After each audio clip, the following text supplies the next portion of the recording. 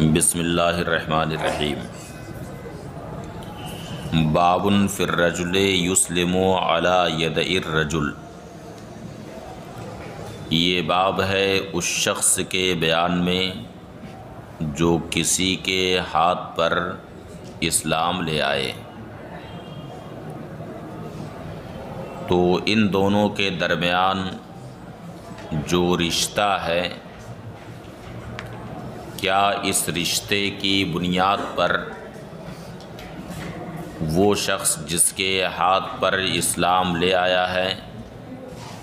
وہ اس کا وارث ہوگا یا نہیں؟ اس تعلق سے عام طور سے فقہا یہی فرماتے ہیں کہ اس رشتے کی وجہ سے وارث نہ ہوگا، لیکن امام ابو حنیفہ رحمۃ اللہ تعالی علیہ فرماتے ہیں کہ اگر دونوں کے درمیان باہم نصرت، یعنی ایک دوسرے کی مدد اور ساتھ ہی ساتھ وراثت کا عقد ہو چکا ہو، مثلاً یہ کہا کہ میں تیری مدد کروں گا، تم میری مدد کرنا، انتا ترثنی وانا ارثک، اس طرح سے اگر دونوں کے درمیان معاقدہ ہو گیا ہے تو دونوں ایک دوسرے کے وارث ہوں گے، یعنی جبکہ اور کوئی وارث نہ ہو، یعنی نہ ذوی الفروض ہیں، نہ اسباط ہیں، نہ ہی ذوی الارحام ہیں، تو ایسی صورت میں مولا الموالات وارث ہوتا ہے۔ حدثنا یزید بن خالد بن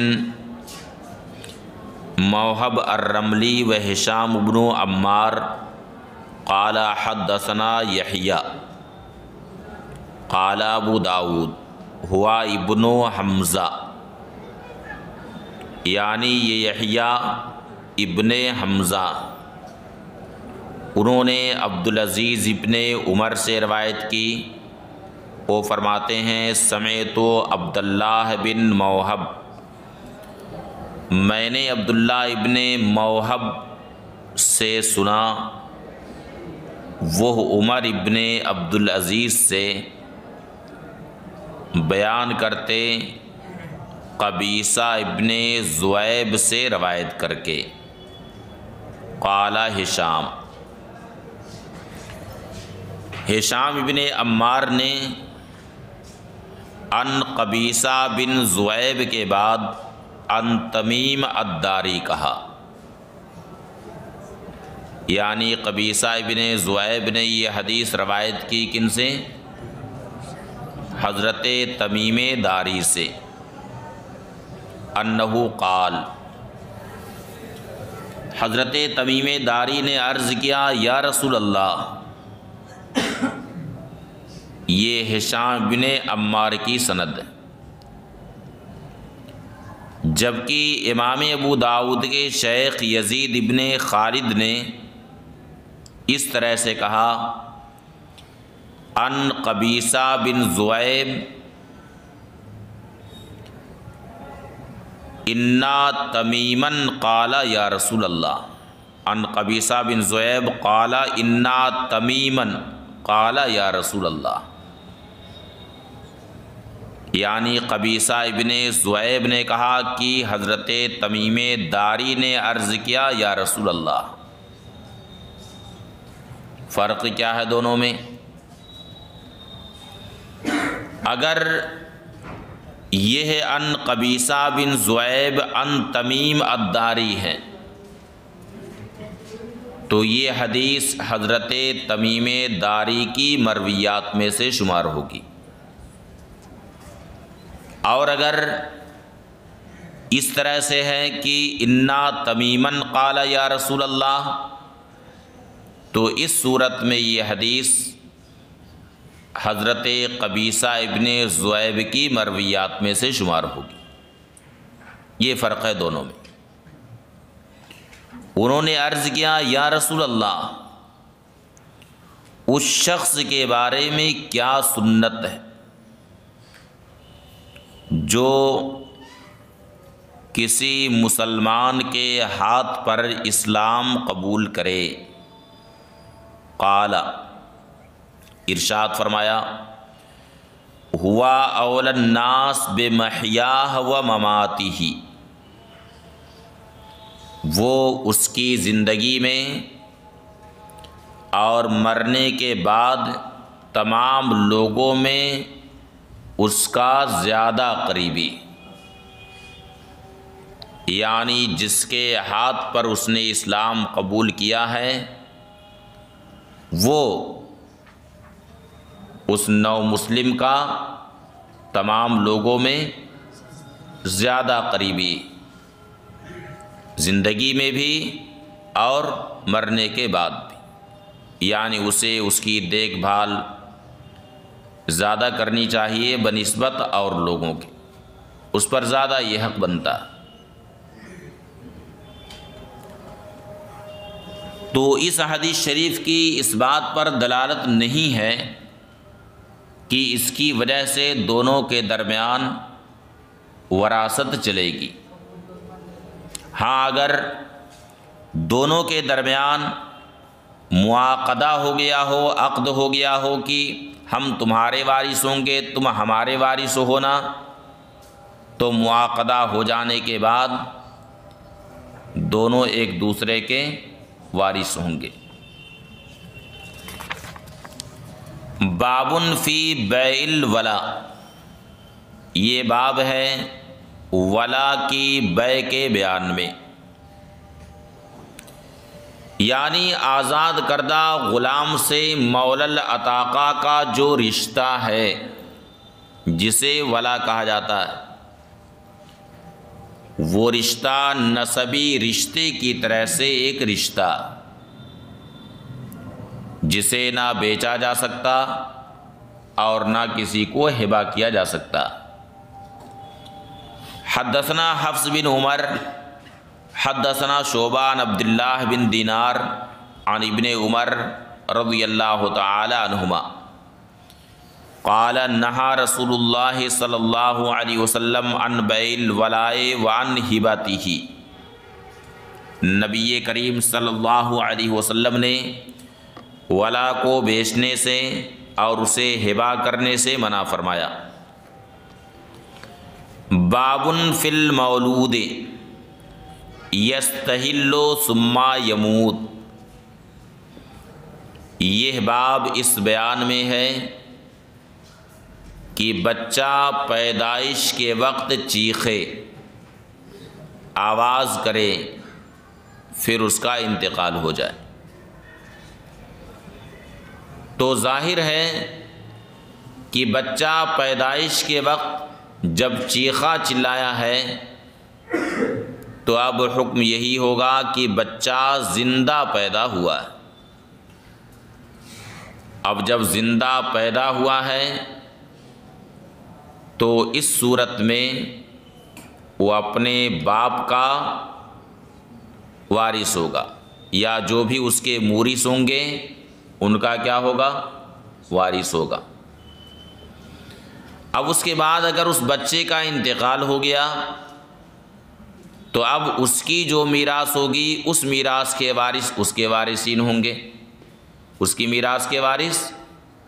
اس کے وارثین ہوں گے۔ سمجھ گئے؟ حدثنا حسین بن معاذ قال حدثنا عبد العالی حدثنا محمد یعنی ابن اسحاق عن یزید بن عبداللہ بن قصید عن ابی ہریرہ رضی اللہ تعالی عنہ عن النبی صلی اللہ علیہ وسلم قال اذا استحل المولود ورث، حضرت ابو ہریرہ رضی اللہ تعالی عنہ سے روایت ہے کہ نبی کریم صلی اللہ علیہ وسلم نے فرمایا کہ جب بچہ چیخے، چیخنا بھی کوئی ضروری نہیں ہے، مقصد یہ ہے کہ اس میں حیات کی علامت پائی جائے۔ جیسے پیدا ہونے کے وقت وہ سانس لے رہا تھا، اس میں حس و حرکت تھی، حیات کی علامت موجود تھی۔ ورثا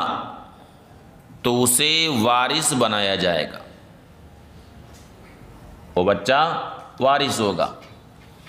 اب اگر اس بچے کا انتقال ہو گیا تو اس کے حصے کی جو میراث ہوگی، اس کے جو وارثین ہوں گے وہ اس کے وارث ہوں گے۔ باب نسخ میراث العقد بمیراث الرحم، یہ باب اس بیان میں ہے کہ معاقدہ کی میراث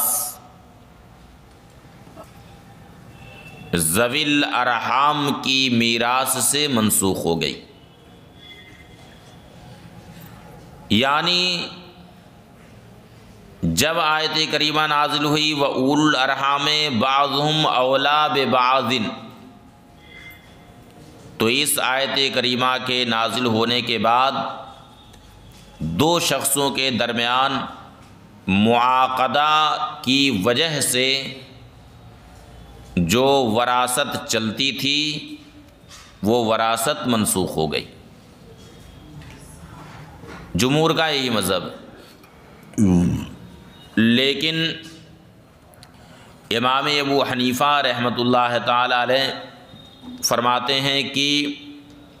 معاقدہ منسوخ نہیں۔ آج بھی اگر کوئی مجہول النسب کسی شخص سے یہ معاہدہ کرے، عقد کرے کہ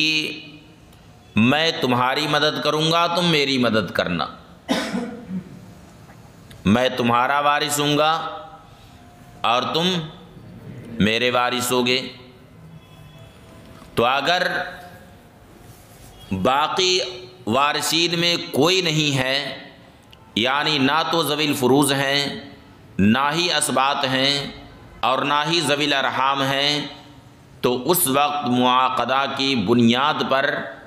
وہ ایک دوسرے کے وارث ہوں گے۔ مگر امام ابو داؤد کا مذہب وہی ہے کہ معاقدہ کی میراث منسوخ ہو چکی، اس لیے امام ابو داؤد نے ترجمۃ الباب میں یہ ذکر کیا کہ باب نسخ میراث العقد بمیراث الرحم، یہ باب اس بیان میں کہ ذوی الارحام کی میراث سے معاقدہ کی میراث منسوخ ہو چکی۔ حدثنا احمد بن محمد بن ثابت قال حدثني علی بن حسین عن ابیہ عن یزید النحوی عن اکرمہ عن ابن عباس رضی اللہ تعالی عنہما قال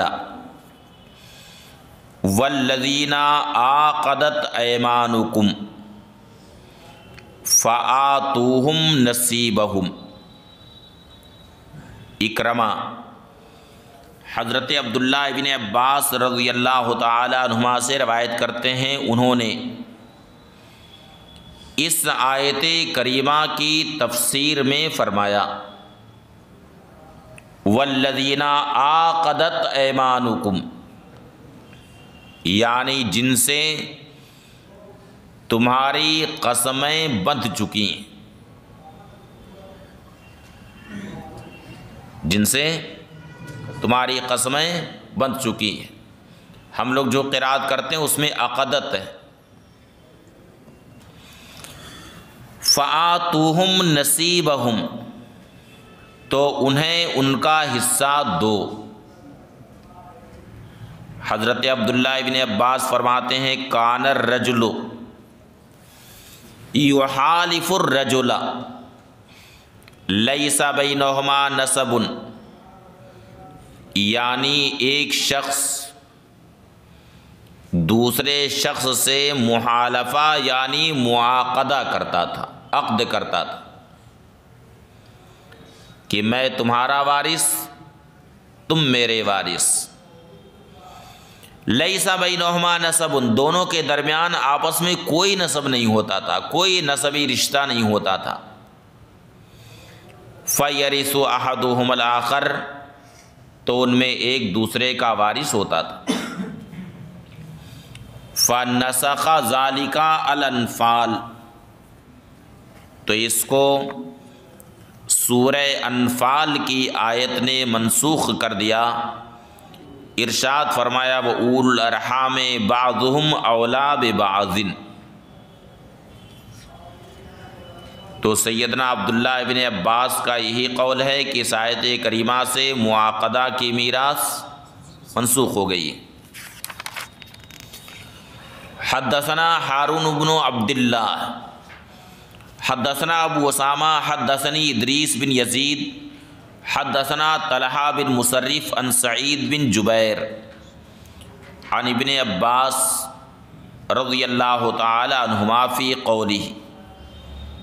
والذین عاقدت ایمانکم فآتوہم نصیبہم۔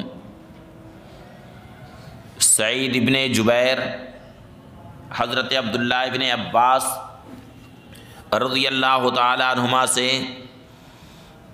اس ارشاد کے تعلق سے، اس آیت کریمہ کے تعلق سے روایت کرتے ہیں والذین عاقدت ایمانکم فآتوہم نصیبہم، وہ جن سے تمہاری قسمیں بندھ چکی ہیں تو انہیں ان کا حصہ دو۔ حضرت عبداللہ ابن عباس فرماتے ہیں کان المہاجرون حین قدموا المدینۃ تورث الانصار دون ذوی رحمہ للأخوۃ التی آخى رسول اللہ صلی اللہ علیہ وسلم بینہم۔ فرمایا کہ مہاجرین جس وقت مدینہ طیبہ آئے تو نبی کریم صلی اللہ علیہ وسلم نے مہاجرین اور انصار کے درمیان رشتہ مواخات قائم فرمایا تھا، یعنی ایک انصاری صحابی کو ایک مہاجر کا بھائی قرار دیتے تھے۔ اس رشتے کی بنیاد پر مہاجرین انصار کے وارث ہوا کرتے تھے۔ چونکہ رشتہ مواخات قائم ہو گیا تو اس رشتے کی وجہ سے مہاجرین انصار کے وارث ہوتے تھے، یعنی ذوی الارحام وارث نہیں ہوتے تھے، مگر یہاں پر چونکہ رشتہ اخوت قائم ہو گیا تھا، اس رشتے کی وجہ سے مہاجرین کے وارث انصار ہوتے تھے اور انصار کے وارث مہاجرین ہوتے تھے۔ قال، فرماتے ہیں کہ مہاجرین جس وقت مدینہ طیبہ آئے تو انصار کے وارث ہوتے تھے، نہ کہ ذوی الارحام، یعنی ذوی الارحام نہیں ہوتے تھے بلکہ یہ ایک دوسرے کے وارث ہوتے تھے۔ للأخوۃ التی آخى رسول اللہ صلی اللہ علیہ وسلم بینہم، اس اخوت کی وجہ سے، اس بھائی چارگی کے رشتے کی وجہ سے جو نبی کریم صلی اللہ علیہ وسلم نے ان کے درمیان قائم فرمایا تھا۔ فلما نزلت هذه الآیہ، تو جب یہ آیت کریمہ نازل ہوئی وَلِكُلٍّ جَعَلْنَا مَوَالِيَ مِمَّا تَرَكَ، یعنی ہم نے ہر ایک کے لیے مال کے مستحقین بنائے،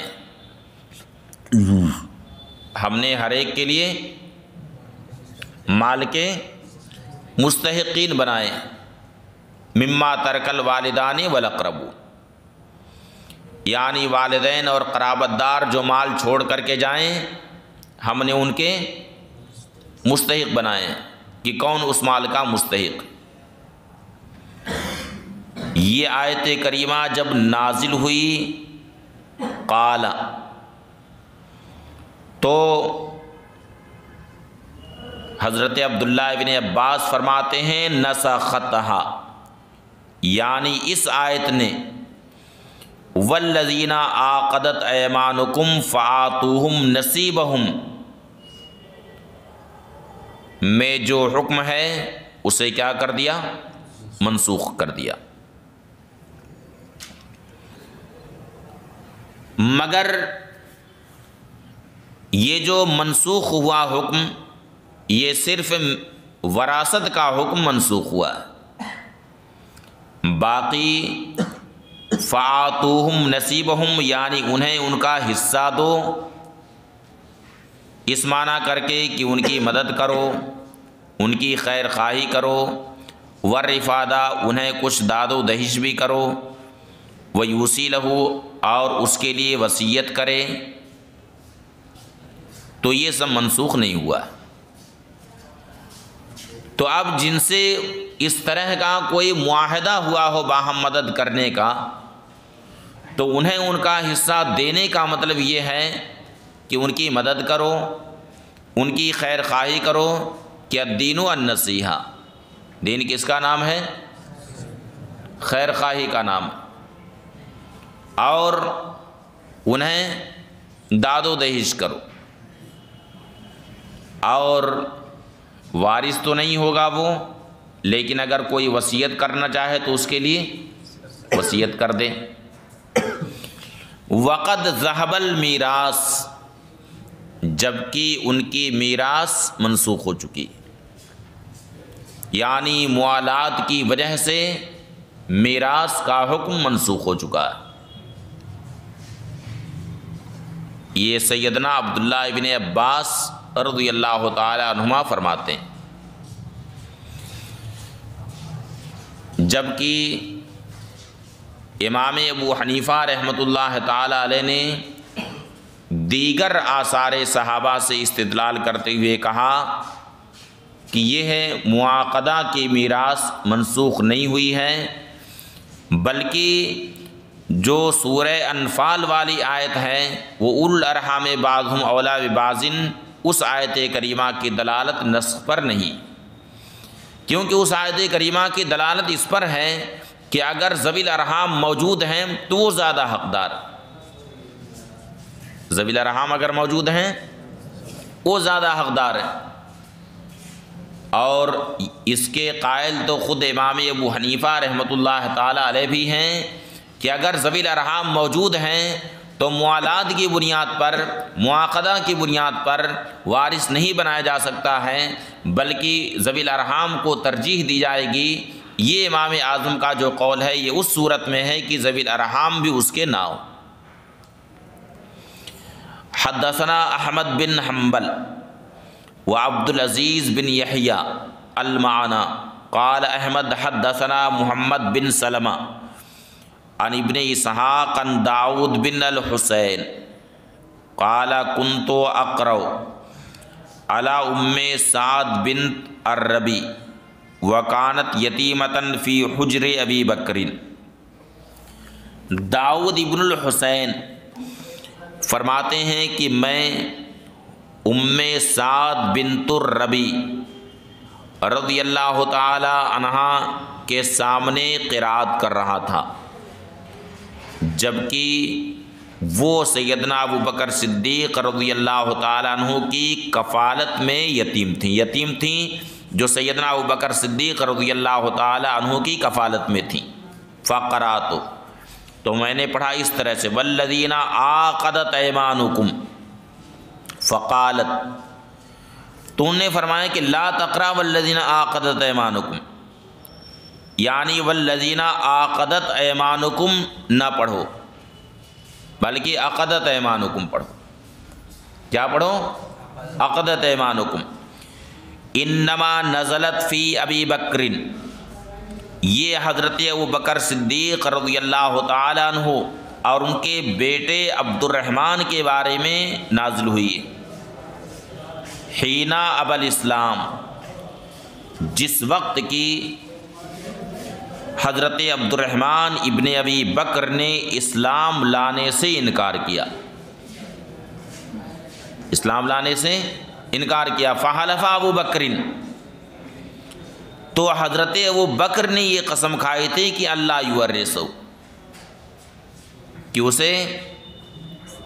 وارث نہیں بنائیں گے، اسے میراث نہیں دیں گے، یہ قسم کھا لی تھی۔